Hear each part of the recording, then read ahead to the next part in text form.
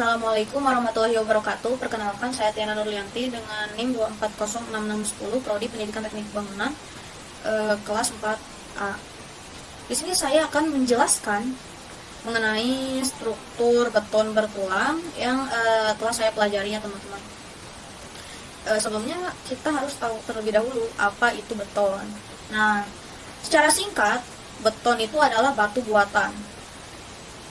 Tapi setahu saya kalau beton itu kalau mengering yaitu akan retak gitu. Nah, proses retaknya itu seperti ini. Yang pertama beton basah, selanjutnya itu ketika sudah basah maka airnya itu akan pergi atau menguap sehingga beton itu menjadi menyusut, mengering terlebih dahulu, lalu dari proses mengering tersebut itu menjadikan si beton itu menyusut dan akhirnya retak seperti ini ya teman-teman. Lalu selanjutnya ada campuran beton teman-teman. Nah, untuk campuran beton sendiri, yang pertama ada 1 portland semen dibanding 2 pasir banding 3 kerikil atau split tambah air gitu. Lalu selanjutnya kita bisa mendapatkan campuran beton itu dari mana? Yang pertama kita bisa ngaduk sendiri atau manual. Yang kedua kita bisa beli dari pabrik atau ready mix. Nah, perbedaan antara manual sama ready mix itu apa teman-teman? Nah, jadi kalau yang manual itu memiliki mutu yang tidak terkontrol gitu dan tidak dapat dibuktikan secara pengujian di laboratorium sehingga tidak dapat diklaim sebagai mutu beton tertentu gitu. Jadi bisa dibilang 0B gitu. 0 bukti mungkin ya. Nah, kalau yang ready mix ini yang kalau teman-teman bisa lihat yang pakai mobil molen gitu ya teman-teman, itu tuh terdapat mutu kayak mutu 100, 300 dan sebagainya. Nah, kalau yang manual ini itu biasanya tuh kalau nggak salah ya kurang dari 100 gitu teman-teman gitu. Nah, teman-teman kalau misal kita beli dari pabrik misalnya, tetapi kita itu tidak serta-merta si beton itu langsung digunakan, tapi harus ada tahap pengujian lagi gitu teman-teman. Nah, ujinya tuh ini. Yang pertama ada SLAM test. Untuk SLAM test itu dilakukan saat beton itu masih segar gitu. Jadi tujuannya tuh untuk cek kekentalan gitu, bukan tes kekuatan ya teman-teman. Terus selanjutnya ada pembuatan benda uji. Jadi pembuatan benda uji itu si betonnya tuh dicetak gitu. Biasanya kubus atau silinder gitu. Dan biasanya juga itu diberi label, tanggal dan mutu serta lokasi gitu biasanya. Lalu selanjutnya ada perawatan atau kering gitu.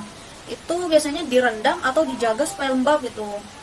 Biasanya juga ini tuh didiamkan selama 28 hari ya kalau nggak salah, tapi bisa teman-teman cari lagi informasinya ya, takut salah. Tetapi ini tuh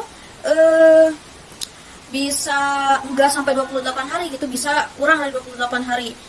Itu caranya gimana teman-teman? Biasanya dikasih bahan aditif gitu, bahan aditif kayak kimia mungkin ya, supaya si hasilnya tuh tidak lama gitu. Oke, selanjutnya nah ada juga uji compression test. Nah, uji compression test ini tuh si benda ujinya ditekan sampai hancur, dan dari sinilah kita mengetahui gitu ya teman-teman, apakah si beton yang kita uji ini udah layak atau tidak gitu. Terus selanjutnya ada uji hammer test. Nah, seperti yang kita lihat, ini hammer test ini tuh ditekan ke betonnya, ditekan ini tuh, di push gitu. Terus ini tuh bakal mantul lagi dan akan keluar angka gitu. Dan angka tersebut itu akan dikorelasikan ke perkiraan kuat tekan beton gitu. Lalu ada core drill. Nah, kalau core drill ini tuh memakai mata bor silinder. Jadi diambil si inti beton dari struktur, terus dirapikan dan diukur gitu. Intinya kalau hammer test itu bekerja dengan memantulkan pukulan gitu pada permukaan beton. Nah, sedangkan kalau core drill itu bekerja dengan mengambil inti beton untuk diuji tekan di laboratorium gitu. Nah, oke, selanjutnya istilah-istilah dasar yang baru saya ketahui 3 ya teman-teman. Yang pertama ada FAS. FAS itu faktor air semen. Jadi perbandingan air terhadap semen gitu ya teman-teman. Yang kedua ada PBI. PBI itu peraturan beton Indonesia. Jadi ini tuh aturan lama gitu teman-teman, sebelum adanya SKSNI. Nah, kalau SKSNI itu standar nasional Indonesia, dan ini aturan resmi yang berlaku sampai saat ini gitu. Nah, apa sih bedanya PBI sama SKSNI? Nah, kalau PBI itu mutunya itu K, dan ini tuh elastis. Terus yang SKSNI itu mutunya FC aksen. FC itu force concrete gitu, dan ini plastis. Nah, maksud dari elastis dan plastis itu ini bisa dibuktikan di grafik ini. Kalau elastis itu naiknya si antara tegangan dan regangannya tuh sama gitu, tidak berubah. Misalnya tegangannya 10, regangannya 1. Misal tegangannya 20, si regangannya 2. Misal tegangan 30, regangan 3 gitu. Nah, kalau plastis itu udah berubah-ubah. Bisa kita lihat kan di sini lurus. Nah, udah mulai di sini rada naiknya tuh, tapi sedikit-sedikit gitu ya, teman-teman. Nah, itu dinamakan plastis. Dan yang kita gunakan saat ini tuh yang SKSNI FC1 plastis gitu. Nah, sebelum kita menghitung lebih jauh lagi mengenai penghitungan beton ini, kita harus mengetahui terlebih dahulu momen-momen gitu yang bergerak di beton ini gitu. Nah, seperti yang saya tampilkan ini ada diagram momen lentur, bending moment diagram. Jadi di sini saya juga akan sedikit menjelaskan yang saya ketahui gitu ya teman-teman. Kalau misalnya tidak puas ataupun masih ragu dengan kebenarannya, teman-teman bisa research lagi gitu ya teman-teman. Jadi di sini tuh saya akan meletakkan tulangan tuh di mana, penempatan tulangan tuh gitu ya. Nah, teman-teman, ini adalah diagram momen lentur atau BMD ya. Jadi hubungannya sama beton dan besi itu apa gitu. Jadi diagram ini tuh adalah penentu gitu, dimana kita harus naruh besi tulangan gitu sih kalau menurut pemahaman saya, tapi teman-teman bisa gali lagi ya informasinya, karena saya juga masih belajar ya. Nah, prinsipnya itu simple gitu ya teman-teman.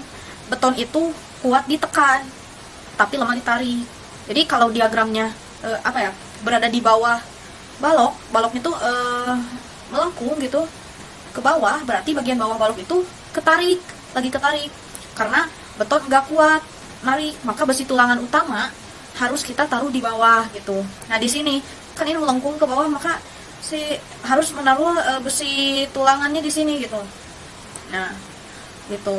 Kalau diagramnya ada di atas balok, biasanya yang dilancip itu di atas tumpuan gitu ya.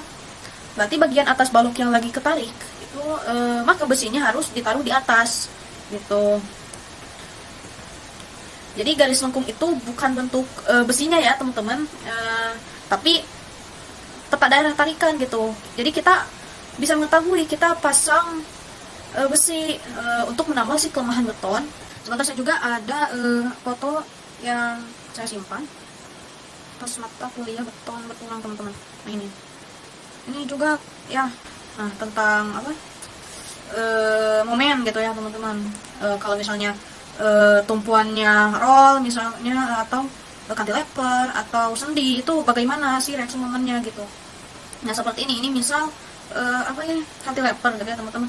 Nah, itu lurus karena di sini tidak ada. Nah, ini tuh kan melengkung gini, maka ditambahin si besinya di atas gitu, karena di sininya tidak ada tumpuan lagi. Jadi ini misal ini di mana sih kita meletakkan si besinya? Nah, di sini teman-teman, di bawah. Kita meletakkannya di bawah gitu. Yang mungkin kurang lebih seperti itu. Nah, ini teman-teman. Kan ini momennya gini ya teman-teman. Nah gitu. Nah kurang lebih juga seperti ini untuk penempatan si besinya tuh di bawah, di atas, di bawah gitu teman-teman. Seperti itu. Nah ini ada satu di sini nih. Ini 3D-nya. Ini kan 2D-nya, ini 3D-nya. Nah untuk 3D-nya itu kan di bawah, di atas, di bawah gitu misal. Nah ini kalau misalnya sama satu tulangan tidak apa tidak cukup, misalnya itu bisa ditambah satu tulang lagi ke pinggirnya gitu, dan seterusnya gitu teman-teman. Yang lebih jelas lagi ya teman-teman, saya juga ada ini baru belajar. Nah ini di buku ini saya juga mau mencoba membaca nih di buku ini. Di sini ini lengkap ya teman-teman. Nah ya. Nah ini tadi yang apa plastis dan elastis ya. Terus nah ini tumpuan, ada cantilever, ada sendi, ada roll gitu.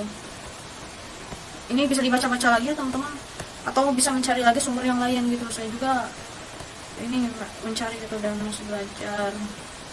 Nah ini batang-batang tulangan, jadi di bawah gitu, karena bagian bawah itu kan lagi ketarik gitu, jadi harus disimpan tulangan gitu di bawah gitu.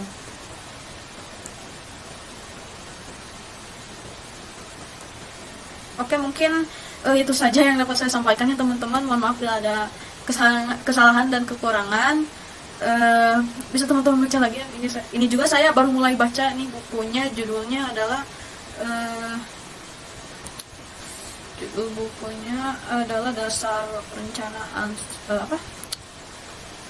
Beton Bertulang teman-teman. Jadi di sini juga akan dijelaskan kan ada beton bertulang, ada juga beton protegan gitu ya kalau nggak salah. Bisa teman-teman cari lagi ya.